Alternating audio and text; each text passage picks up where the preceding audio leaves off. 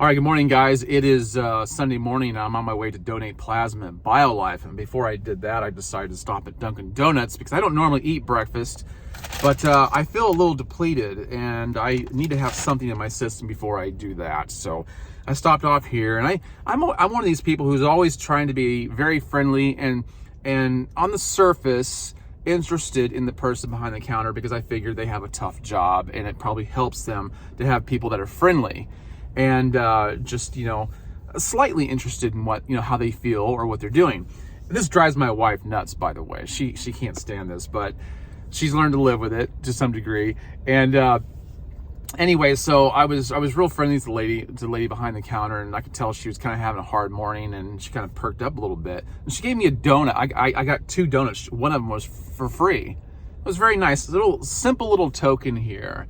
But it helps to be somewhat enthusiastic when you're dealing with people in your life or even situations that are somewhat undesirable. Sometimes things work out better when you choose to adopt a brighter approach to things. Here's what I'm talking about. Do you remember Aaron Paul? Surely you do. He hasn't disappeared from the Hollywood scene by any means, by any stretch of the imagination. He played Jesse on Breaking Bad. Tremendously good actor. I love Aaron Paul. Anyway, when he was young, he was on The Price is Right. And you can actually find a picture of him online, on stage. And he decided that, before he went, I think this is before he was acting. He figured that the best way to get on stage was to appear very enthusiastic. So he said, I drank 6 or 7 Red Bulls, and I was clearly out of my mind. Well, it worked for him. He got on there. That's what I'm talking about. Louis Pasteur once said, chance favors the prepared mind. Okay? Well, Aaron Paul was prepared. I'm not saying that was the best course of action to take, but it did work for him. And if it's been a while since you've got excited or enthusiastic about anything, ask yourself why. Are you in the doldrums? Is life really just that mundane? Well, we're making choices the entire time. We can choose to have a good attitude or a bad attitude. People say, well, you don't understand what's making me so miserable. If you were in my shoes, you'd be miserable too. Well, there are some things in life that there's no way to work around.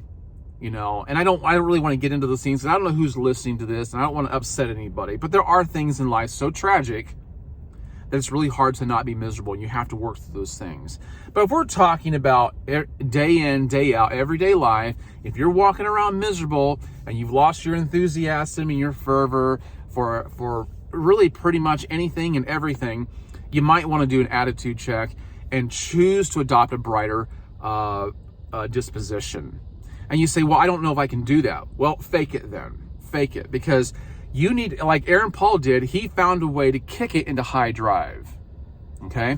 When I was growing up, one of the verses that I remember the most and that really stuck with me a lot, besides John 3:16, a verse in the Bible, Colossians 3:23 says this. Paul was writing to the Colossians, and he said, and whatsoever ye do, do it heartily.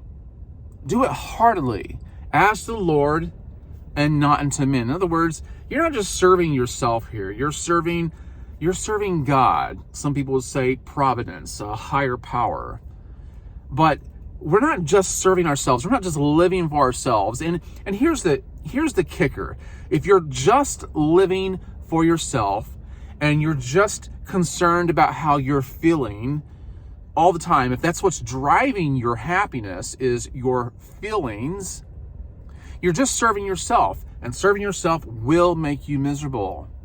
Think about what else you're serving. In some cases, you can point to particular people and say, well, I'm serving my spouse, or I'm serving my children, I'm serving my community, whatever the case might be. But in the end, for a Christian, we have to keep in mind that we're really serving God. And when we're serving God, we're serving everyone else.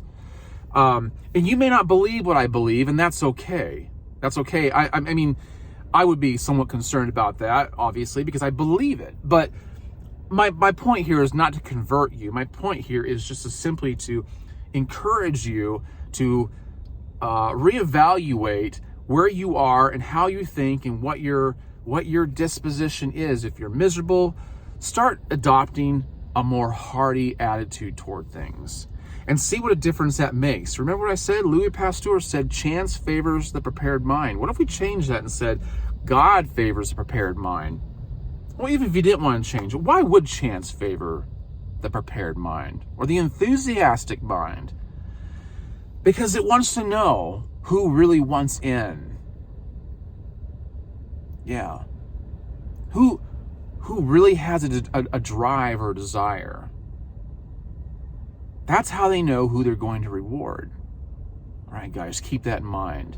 I hope this has helped. I hope it's meant something to you. I hope it's making a difference. If it has, leave a comment down below and let me know. Share your thoughts with me because I care. And I am enthusiastic about that. And I really appreciate all of you watching. If you want to know what I have in my beer today, check the description down below. I'll save you some money if you want the same thing. And I really appreciate you watching. So subscribe and hit the notification bell and share this with others. All right, guys. I'll catch you in the next one. Have a great day. Be wise.